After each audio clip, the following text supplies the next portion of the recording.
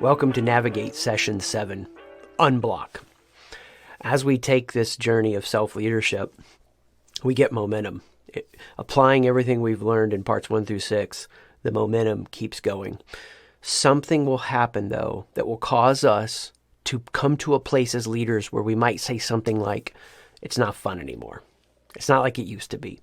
Some of the joy, some of the play is lost. And all work and no play makes Jack a dull boy.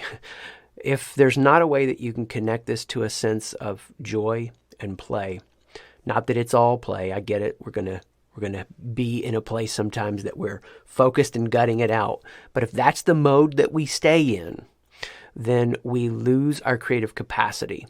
What is our mission that would start to feel like, that was a place of joy, starts to feel like a ball and chain. And then neurologically, we're not getting the dopamine we need to keep getting to the next edge of who we can become. So again, everybody stops somewhere. But if we're going to be the kind of leaders who navigate, who lead ourselves first, we don't want to stop here. So there is a gift that is going to show up, but it is not going to feel like a gift that is going to keep you growing. After you're in the car and you notice you're more than your thoughts and your feelings and your experiences, there's a me there that's more than that. And the proving and hiding the antenna helps me recognize the insecurities. I start to notice what I really want, my daydreams. I take action on those. I capture a visual of who I can become through building ritual.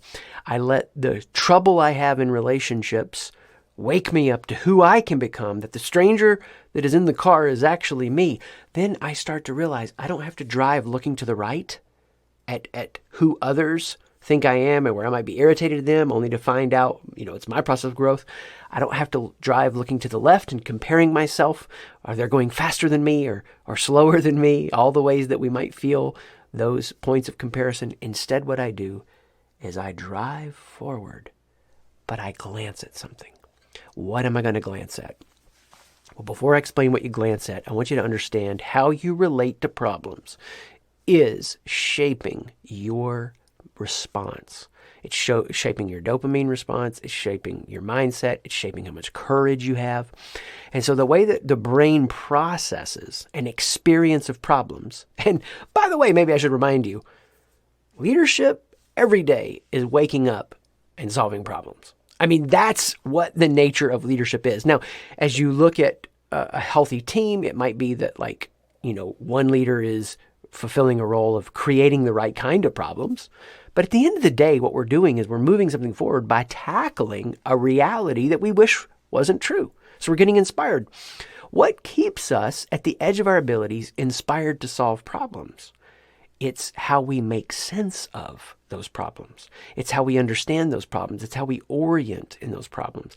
I don't want to wake up every day and solve the wrong problems. I don't want to wake up every day and just gut it out and just solve problems. I want to feel the joy and effectiveness of pulling the right levers to solve the problems that I find give me a sense of purpose or wholeness. So as leaders, we're going to continually be solving problems. If you could solve every problem right now that you have, guess what? It would create new problems. That's why leadership is about getting to the next horizon. We leap over the current problems to get into new problems, and this process is ongoing. But what's going to keep us inspired to solve problems, not just gut it out, and to solve the right kind of problems? Well, first we have to surface the metaphor. We have to notice how our mind is making sense of the problem. Very simple way to do that. Take any problem you're facing and just ask yourself, what's this like? It's like a bumpy road. It's like a ball and chain. It's like a whatever shows up for you. That is what the brain is doing to make sense of the problem. And what I want you to realize is that will hold you back until you take the next step. You surface the metaphor, then you supply the meaning. Until you take the next step to supply the meaning that is going to motivate you, you'll be a victim. And you don't want to be a victim. That's not what navigating self-leaders do. You'll be a victim of how your brain is processing that. So what I do is I go, okay, this problem right now is like blank.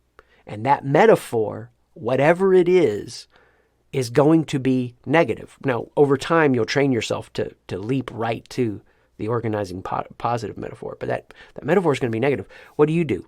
Don't be a victim. Instead, supply meaning by shifting the metaphor. Shift the metaphor into something positive. Shift the metaphor into something that calls out your best. You might come across that reading something. You might come across that watching something. Really powerful here. Go back to what we talked about in a previous Navigate session. Position yourself into your imagination and go in and receive a new metaphor for what that what that would look like. It's morphing the metaphor. When you surface the metaphor that's there and you supply your own meaning, you find a way to develop a resilience where you can run through a wall to solve that problem. How is it that some people tackle the right problems? How is it that some people have found some kind of way to future-proof their resilience? It's because they're not wrapping up their identity in their performance, in their roles, in their relationships, in the job title, in how well they are or not doing, in their net worth or their income. They're learning to find an internal validation and motivation apart from their mission or their community. And when they do that, they discover an unblocked reservoir. Remember, the big idea in this lesson is unblocked. So what's happened for a lot of leaders is they are like a garden hose.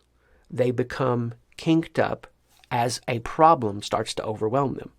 And then there's no flow through of who they are into the impact of their mission or the community. And so as that garden hose is kinked up, they are blocked up.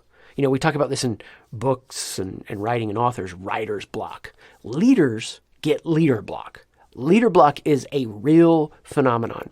And it's when you can't marshal the energy to tackle the right problems, when you can't find the creative pathway through, when you stay stuck, when you're numbing out, when you're putting things off too long, when you don't know how to sequence things and go, I'm going to light a fire here, I'm going to fight this fire, and I'm going to start this fire. You just get into a mode where you're just fighting fires all the time and you're exhausted. When you lead that way, you're becoming a victim to the metaphor that's in your mind. You're this kinked garden hose. What we want to do is surface the metaphor that's there and supply it meaning. How? As we shift the metaphor, as we transform it to something positive. And now what happens is the garden hose gets unblocked. We stabilize our leadership with this high quality message that this new metaphor gives us. So we surface the metaphor, we supply the meaning, and we stabilize with this new message. And we got to grab a hold of that message. We got to burn it deep into us. We've got to find a way to go back to what we talked about with this idea of integration, embodying it into us. And how are we going to do that? Remember, we're in the car. And I said we can't look to the right. We don't look to the left. We look forward. But there's something hanging from our rearview mirror. You remember that years ago when you graduated from high school and you hung the little tassel from your rearview mirror or whatever you put up on that rearview mirror that was your way of expressing your individuality, fuzzy dice, I don't know. It's something that you did to put an object up there to represent something that was motivating to you, that felt satisfying to you, that was a part of you expressing who you are. You hung this from the rearview mirror as an object or a symbol. How smart do we think we are? Our nervous systems have not evolved beyond a Paleolithic experience. And what that means is this. We need to find ways of building a connection to symbols, to objects. Some have called them talismans, something that wakes us up and supplies meaning and stabilizes us with a message. You know, I have a tattoo here with 3 marks on it. It's got deep symbology for me. It's a symbol. It's a talisman, if you will. It's what's hanging from the rearview mirror. It's about my connection to my wife, and it's about our 3 children. Of course, when I got it, they were like, what's that for? They were younger. I was like, well, that's for 2 of you and our dead pet fish. No, it's a symbol. It calls out a way for me to stabilize with the message as I make my own meaning. Look, until you're the kind of leader who can continually work on your worldview and make your own meaning, you'll always be reactive to your problems, stuck in them like a kinked garden hose. And what I want to help you do is unkink the garden hose so that there's a flow through into your mission and your community, and you continue to have high impact. And not only is there a flow through, get this, that the hose stretches out and gets bigger.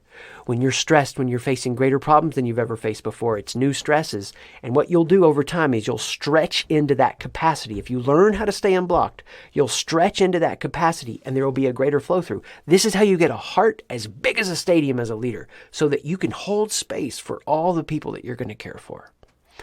How do you stay unblocked? You find a way to create a relational, emotional connection to some kind of object or talisman, some symbol.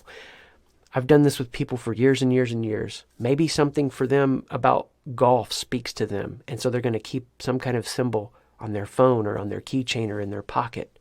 For years, I carried around a symbol on my keychain that meant something to me. I'm constantly looking for ways to take what is insights I'm integrating through the previous 6 lessons and stay unblocked by taking that into a tangible, real, physical object that keeps me activated, alert, connected to what's happening in the moment. Now, if you can be this kind of leader who puts this kind of intentionality into creating what you need to keep yourself motivated, you will continue to lean into problems as they show up. And that's what we want to do as we stay unblocked.